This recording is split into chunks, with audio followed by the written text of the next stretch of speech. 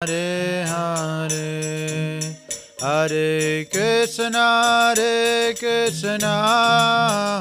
Krishna Krishna, Hare Hare, Hare Rama,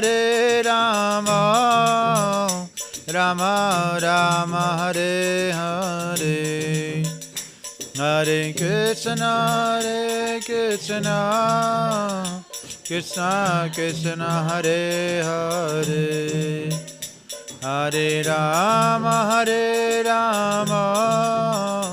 Rama Rama, Hare Hare, Jaya Radha Madhava, Jaya Kunja Bihari, Jaya Radha Madhava, Jaya Kunja Bihari.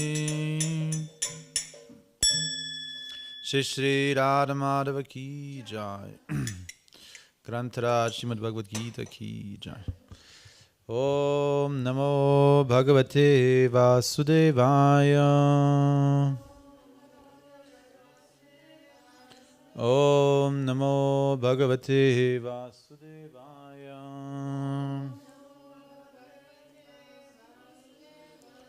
Om Namo Bhagavate Vasudevaya.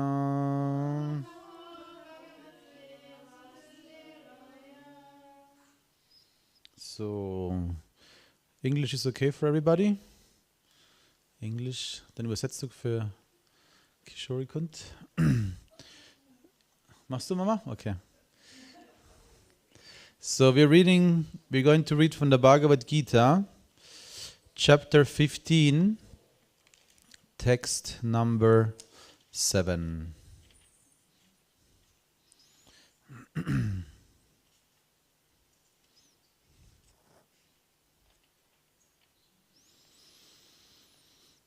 So it's not on the board, so you can just repeat word by word.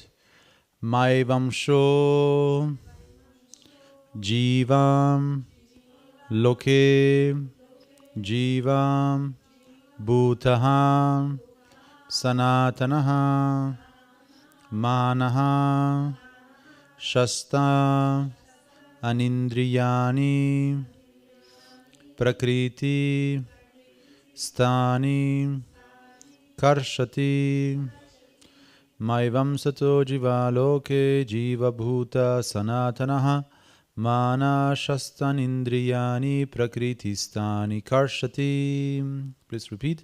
Mama, my, eva, certainly, angshaha, fragmental particle, jiva loke, in the world of conditional life, Jiva Bhutaha, the conditioned living entity, Sanatanaha, eternal, Manaha, with the mind, Shastani, the six, Indriyani, senses, Prakriti, immaterial nature, Sthani, situated, Karshati, is struggling hard.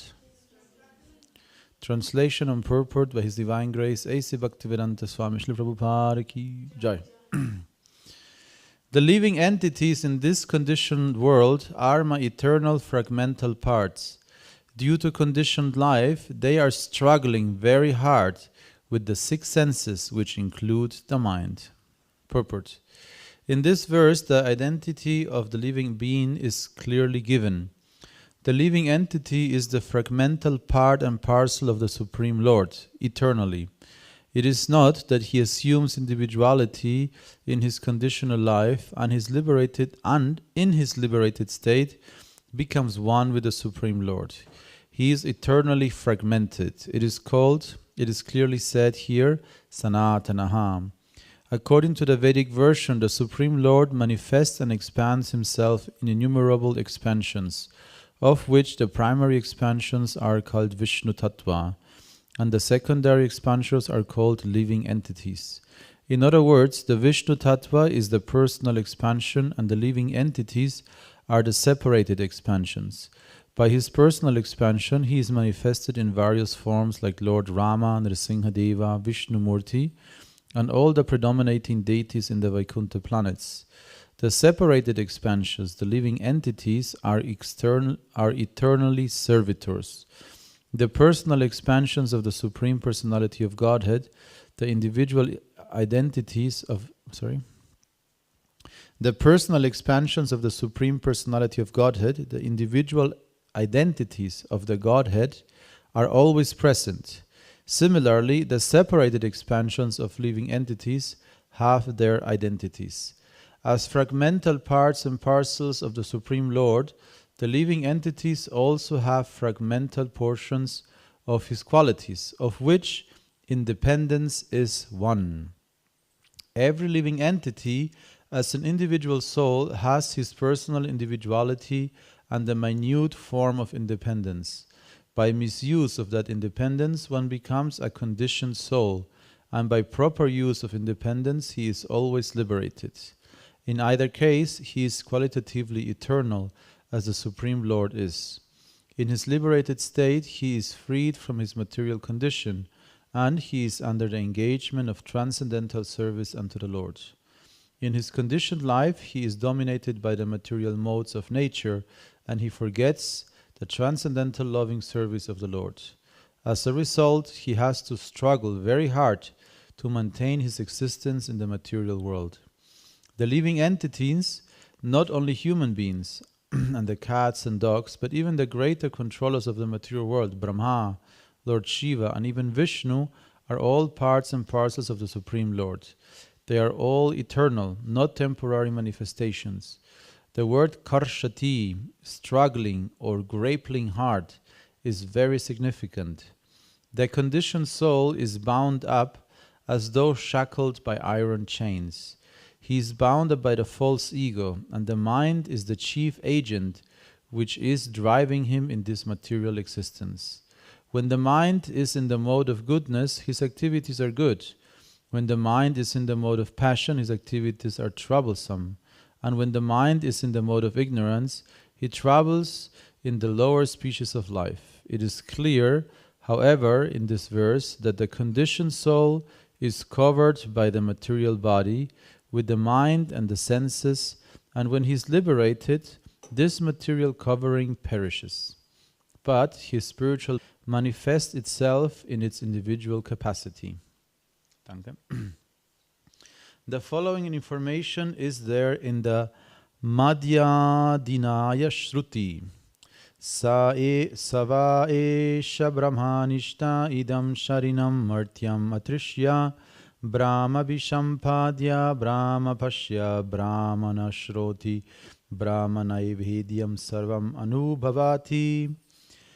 It is stated here that when a living entity gives up his material embodiment and enters into the spiritual world, he revives his spiritual body, and his spiritual body, he can see the Supreme Personality of Godhead face to face. He can hear and speak to him face to face, and he can understand the Supreme Personality as he is. From Smriti, it is also understood, Vasanti yatra purushaha sarve vaikunta murtayaha. In the spiritual planets, everyone lives in bodies featured like the Supreme Personality of Godhead. As far as bodily construction is concerned, there is no difference between the part and parcel living entities and the expansions of Vishnumurti. In other words, at liberation, the living entity gets a spiritual body by the grace of the Supreme Personality of Godhead. The words Maivamsha, fragmental parts and parcels of the Supreme Lord, are also very significant. The fragmental portion of the Supreme Lord is not like some material broken part. We have already understood in the second chapter that the spirit cannot be cut into pieces. This fragment is not materially conceived. It is not like matter which can be cut into pieces and joined together again. The conception is not applicable here because The Sanskrit word sanatana is used, eternal. The fragmental portion is eternal. It is also stated in the beginning of the second chapter that in each and every individual body, the fragmental portion of the Supreme Lord is present. Dehinosmin yata dehe. The fragmental portion, when liberated from the bodily entanglement, revives its original spiritual body in the spiritual sky, in a spiritual planet, and enjoys association with the Supreme Lord. It is, however, understood here that the living entity, being the fragmental part and parcel of the Supreme Lord, is qualitatively one with the Lord, just as the part and parcels of gold are also gold. Om Ajnana Timirandasya Gyanangyana Shalakaya Chakshuru Militam Yena Tasmai Shri Gurave Namaha Sri Chaitanya Manobhistam Stapitam Yena Bhutale Swayam Rupa Kadamayam Dadati Swapadantikam Vandeham Shri Guru Sriyuta Parakamalam Shri Gurum Vaishnavamscha Shri Rupam Sagrajatam Sahagana Ragunatam Vitam Tam Sajivam Sadvaitam Savadutam Parijana Sahitam Krishna Chaitanya Devam Shri Radha Krishna Padam Sahagana Lalita Shri Vishakam Vitamscha He Krishna Karuna Sindhu Dinabandho Jagatpate Gopesha Gopipakanta Radhakanta Namostute Jayatam Surato Pangor Mamamanda Matirgati Matsarvasva Padambojo Radhamadana Mohanao Divyat Vrindaranya Kalpadrumada Srimadranangara Simhasanasto Srimadradha Srila Govinda Deva Prestalivi Savimanao Smarami Srimandra Sarasaram Vivam Siva Tadatastitaha Karsham Veno Svanai Gopir Gopinata Shriyestunaha Tapta Kanchana Gorangi Radhe Vrindavaneshwari Vrishavano Sutadevi Pranamami Hari Priye Jaya Sri Krishna Chaitanya Prabhu Nityananda Shri Advaita Garadhara Shivasari Gaura Bhaktarinda Hare Krishna Krishna Krishna Hare Hare Hare Rama Rama Rama Hare Hare. Again the verse. Maivamsho jiva loke jiva bhuta sanatanaha mana shastanindriyani prakritistani karshati. The living entities in this conditioned world are my eternal fragmental parts. Due to conditioned life, they are struggling very hard with the six senses, which include the mind. Hare Krishna. So this is a very famous verse. Many people memorize this verse because many important points are described here.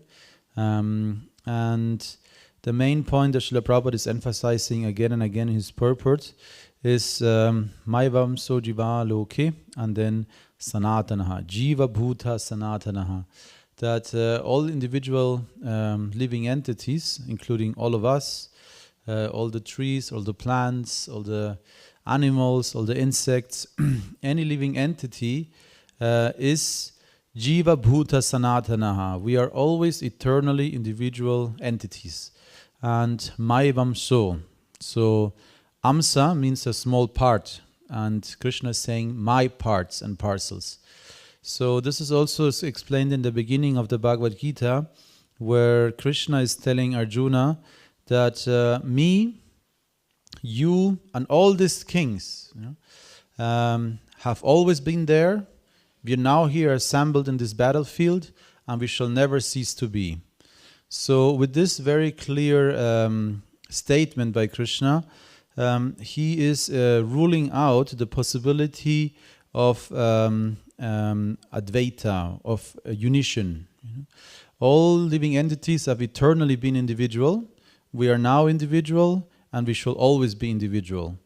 So the idea that we could become one with the Supreme Lord, or you could say that the sum total of entities, be it divine entities or conditioned entities, could merge into one unit, is ruled out. What is given is that we have the same nature as the Lord. So we have the same quality and the same nature. We are Sat Chit Ananda. this is equal between every living entity and also the Supreme Lord. And this is by default, you could say, our common quality. But that does not mean that we give up our individuality.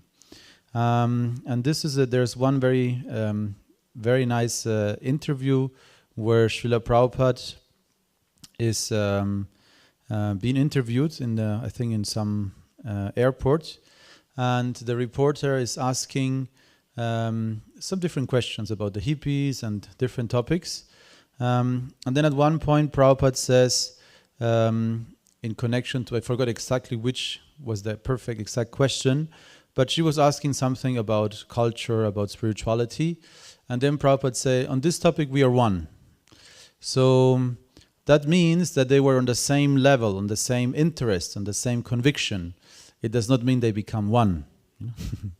There were still two people there, talking to each other, but they were one in interests, one in understanding. So in the same way, there is unity as a foundational principle for all living entities. For all of existence, there is a foundational unit, which is the quality of eternal existence and bliss. But that does not mean that our individuality is in any way, you could say, in question. We are always individuals, and according to the Bhagavad philosophy, to attain or to aim to become one with everything, to give up your individuality, is considered to be spiritual suicide. Spiritual suicide. Why? Because to reject your individual nature means to reject your individual relationship with Krishna as well. And therefore, different acharyas have expressed, the Vaishnava acharyas especially in the Bhakti tradition, have expressed that they would actually prefer to be born in hell than to become one with Brahman. So that's very interesting. You prefer to go to hell than to be liberated in Brahman. Because Brahman is actually it's Brahma Bhuta Prasanatmana, is also described in the Bhagavad Gita. That's the level we need to achieve. Brahma Bhuta means that we have transcended this material reality of conditional life, and we understand ourselves as eternal entities, eternal living entities. But that sometimes, especially in the Advaita philosophy, is conceived to be the highest perfection. The highest perfection would be to merge our illusory identity. We give our illusory identity up, and the moment we give up this illusory identity, as a natural consequence, our existence would merge with the sum total. Just like a pot of air, if you have a clay pot, which is covered and closed, so when you break the pot, then the air just merges with the air. There is no difference. So that's the idea, that a transcending material existence would naturally result in our apparent individuality. Once this is cracked, it would merge with the sum total of Brahman. But the analogy that is given in this connection is that in a similar way, like the sunlight, even it appears to be one, actually consists of individual light particles. In the same way, Brahma Jyoti, which is also light, is composed of individual units, Jiva Bhutas, so many Jiva Bhutas. So therefore, this position of Brahma, Nirvana, is only a transitory position. It's not a stable position, it's described. Anybody who is in Brahma Nirvana or Brahma Ananda, or also the Brahmavadis who have understood and perceived transcendence, they are in a transitory position. So either the transcendentalists experience emotional and you could say individual taste within spirit, and then they can establish themselves in transcendence, or after some time you could say a natural boredom will occur, and the preference for activity and action will predominate and force you to become active within matter again. So that means one analogy that is you can imagine is if you imagine yourself floating in salty water, perfectly tempered, not too salty, not so you can float nicely, in its perfect temperature, and you will never suffer hunger or thirst or have to go to the toilet, nothing itches. So how long can you last? Technically, you have no problems. Everything is okay, and just floating, and it's light and it's warm, and you're wandering around, in this expanseless, eternal ocean. But at one point, our natural tendency, according to the Vedanta Sutra, is Ananda Mahaya Vyasat. We have to be active. We have to be active, and not only active, Ananda means we need to experience. Out of this activity, we want to experience bliss. We want to experience happiness. Ideally, in a personal relationship. We can also, through the senses, experience some Ananda, but just, you can have so much wealth. So many people have so much material opulence, but they are completely frustrated because they have no relationships. And some people live in utter poverty, but because they have very strong relationships, they feel very happy. So yes, Ananda, born out of activities, either sensual or personal, and of course, ideally, spiritual. And there are two classical examples given in the Bhagavad about how a Brahmavadi, somebody who already has achieved this position, instead of starting again to do material activities and getting again entangled, very often Prabhupada gives the example that people who have experienced this level of transcendence of Brahmavadi, they become active again within matter in a philanthropic way. So they start trying to do some good for the society. After they retired and lived completely detached from everything, fasting, not sleeping, taking great austerities in the Himalayas, the yogis enduring hot and cold. Basically, what's described in the beginning of Bhagavad Gita, matras parshastu kaunteya shitoshna sukha dukkha, transcending all duality, be it heat, cold, honor, dishonor, hunger, thirst, etc. At one point they realized that actually all of this, even it is a form of bliss because you are free of the urges. You could say that the desires and urges that we have are like slave masters. We are driven by desires. We have to act in a certain way because the desire is there. And they don't give you peace also. You cannot be peaceful as long as we have desires. The desires, you want to just, sit down and meditate, and then it becomes uncomfortable, then you become hungry, then you think about this, about that. So by default, the material body and the desires it entails will force us to act. And very often, especially if you have some spiritual understanding, some ideals, some principles, you will see that you could say the material conditioning very often is acting against your own interests, very often, against your own understanding. It will force you to act in different ways. So the yogi who has attained this freedom from this urges, and is actually within himself Atmarama. Atmarama means that just with himself, by himself, without any external, stimulation, he is happy, by himself. And still, this yogi, very often there's examples like this are given. One such yogi was wandering in the Himalayas, and he saw a dog, a small puppy, small puppy, and this puppy was obviously very thirsty, and was struggling, lying on the floor. So the natural reaction of this yogi was to, go to the river, fetch some water, and give it to the puppy, And then the puppy is drinking, and is reviving and super happy. So he runs again and does it again, gives it more water. And the puppy is so happy and reciprocating, and then he also becomes very happy. And then he realizes, all this freedom of desire transcendence is not equaling at all just serving this puppy. You know, he's feeling much more happiness just from giving some water to this dog, you know, and feeling how this dog is appreciating and is, you know, taking shelter of him. So he feels so much more happiness. So he realizes, I'm doing something wrong.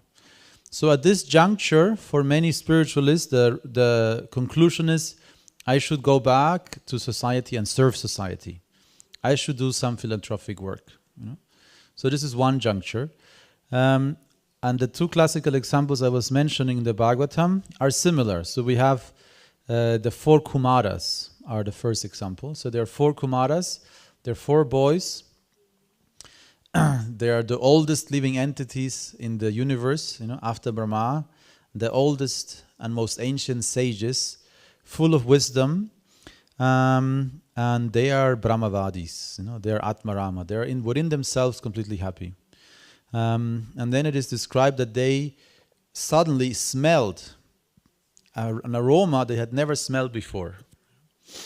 And even they were happy within themselves, they were absolutely attracted by that smell.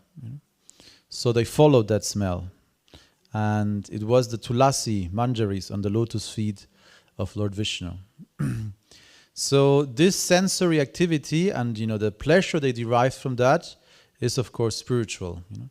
So instead of going back to society, back into material activities, they developed a relationship with Lord Vishnu.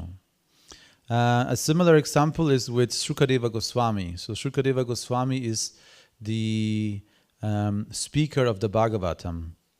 And his story is that he, being in a very enlightened state of consciousness, consciously decided not to be born at all. You know?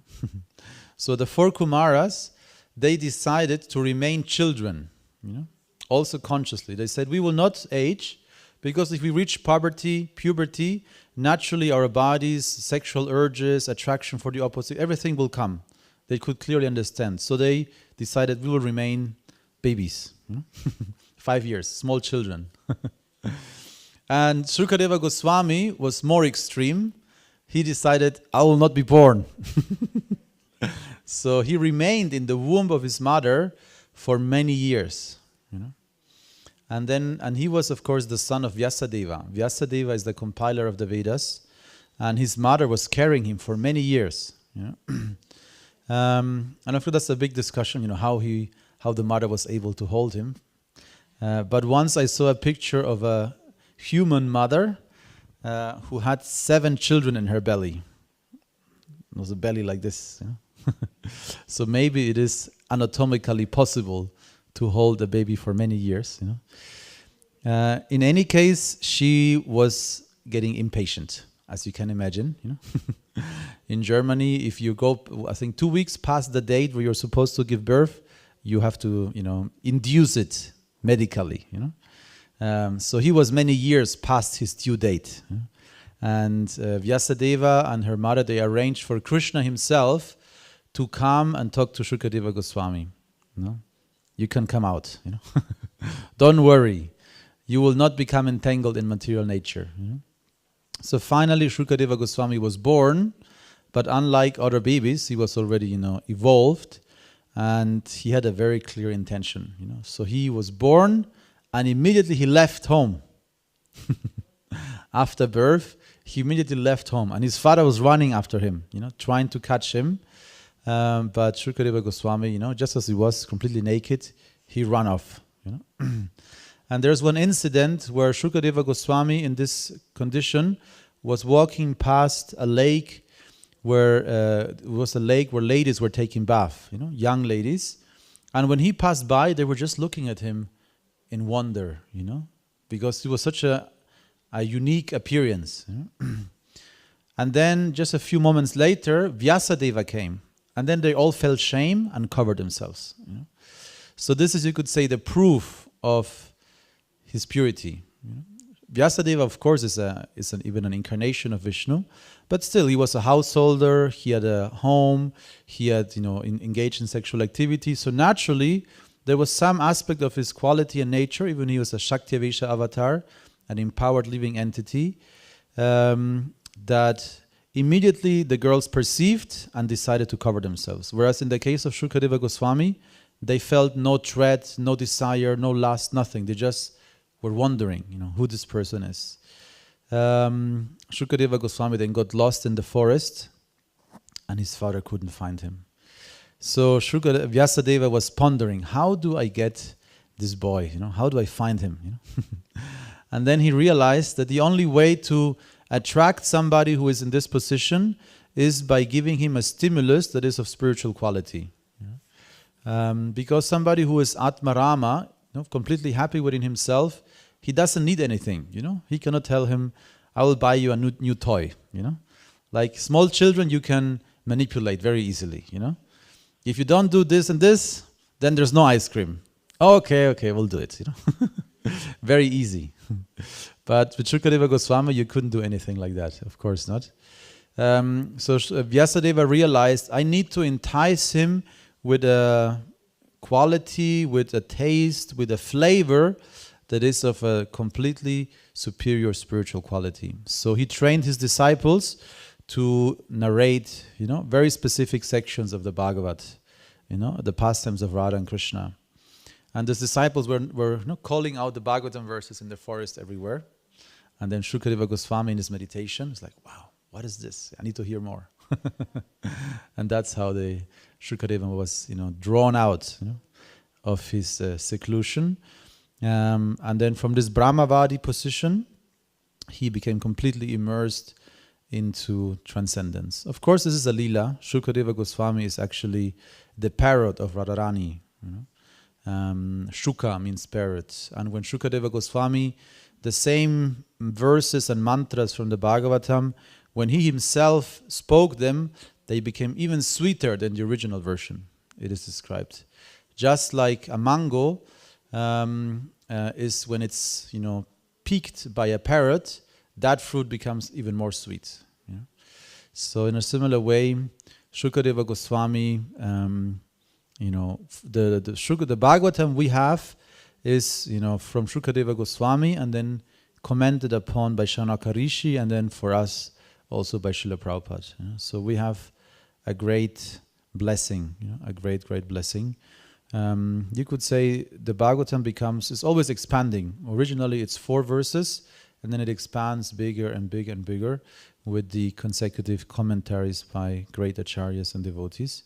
And the Bhagavatam, with the purpose of Srila Prabhupada, is an amazing exposition. So many volumes, 12 volumes, where Srila Prabhupada expressed his, realizations, ecstasies.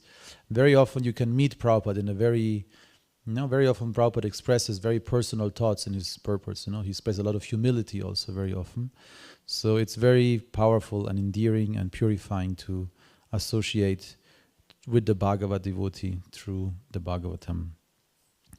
And the whole point I was trying to make is that we, the living entities, are eternal individuals. In whatever position we find ourselves, if we are in a conditioned state, or if we are in an intermediate position where we can choose, between matter and spirit, either, you can choose matter in a very, you could say, gross form of bondage, but you could also choose matter out of an altruistic idea, of selfless, service to humanity.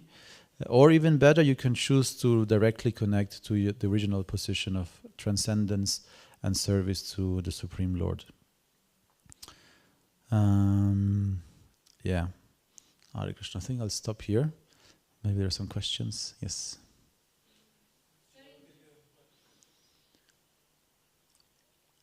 Hare Krishna. Thank you so much. It's a very interesting topic because this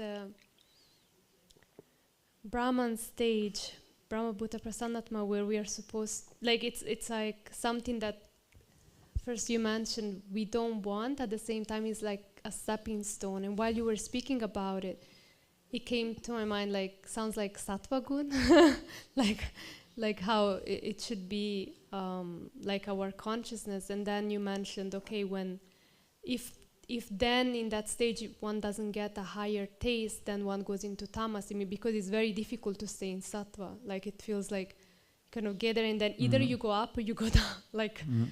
And so I wanted to ask you a little bit more about if it is actually, I don't know, it just came to my mind. Is it the same thing, or is like, no, actually sattva guna is... Yes, sattva guna is the springing board, so the mode of goodness, purity, discipline, etc. The qualities of sattva guna are the stepping stone or the jumping board for transcendence. So Brahma Bhuta is beyond sattva guna actually. Brahma Bhuta or Brahman is beyond the three modes of material nature. And sattva guna is, of course, we cultivate sattva guna in order to reach Brahman. But again, like Brahman, we are interested in Brahman not as the ultimate goal, but as our natural qualification. We need to realize we are Brahman. We are eternal individual entities. It's our nature to be Brahman. Sat, we are Brahman. But it's not the ultimate reality. That's the main difference.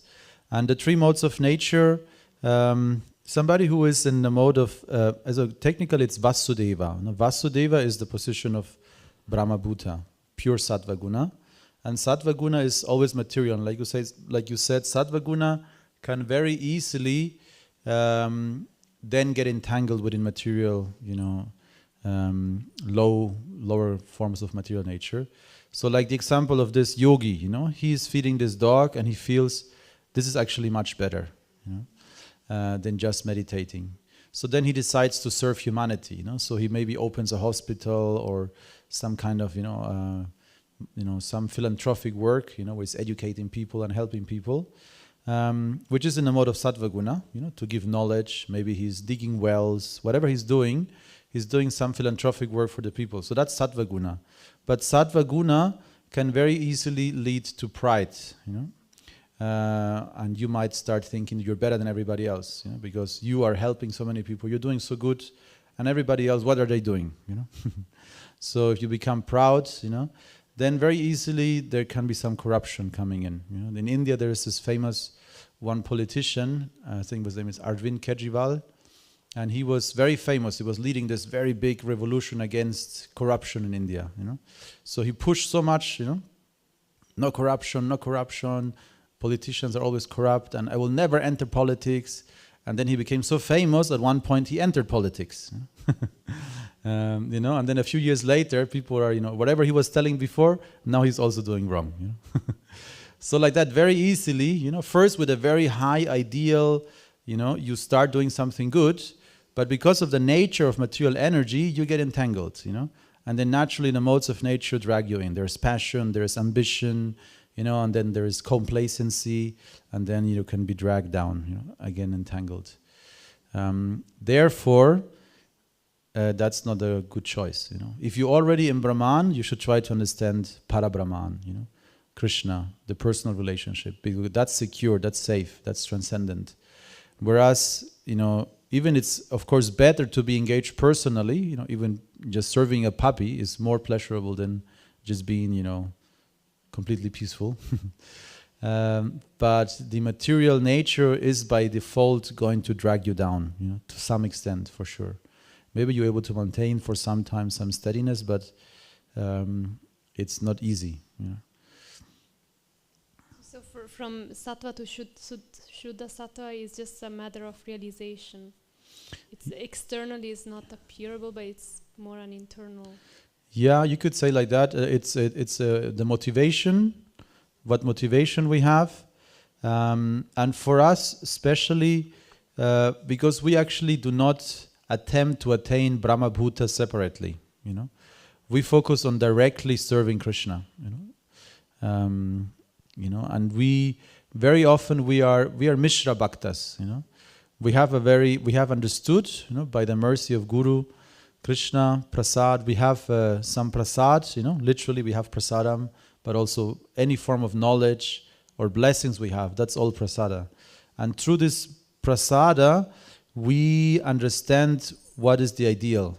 So then we can, even by you could say material conditioning, we might be very much within the modes of material nature. We are already aiming at using the senses that we have and the mind especially, which is also meant as a whole other topic, the sixth sense, the mind, but we're using the mind to directly connect with Krishna. So we are, you could say, in two big opposites in many ways. We are like trying to serve Krishna directly, serve the devotees, and at the same time we are not at all Brahma Bhuta realized. We are very much, in the modes of nature, driven by the senses. But to the degree that we are able to engage our senses in the service of Krishna, to that degree, Brahma Bhuta is already given. So, like that. Yes. Any other questions? Noch eine andere Frage? Hare Krishna. Good, then. Grantaraj, Srimad Bhagavad Gita ki jai. Srila Prabhupada ki jai. Gaura Bhakta Vrinda ki jai.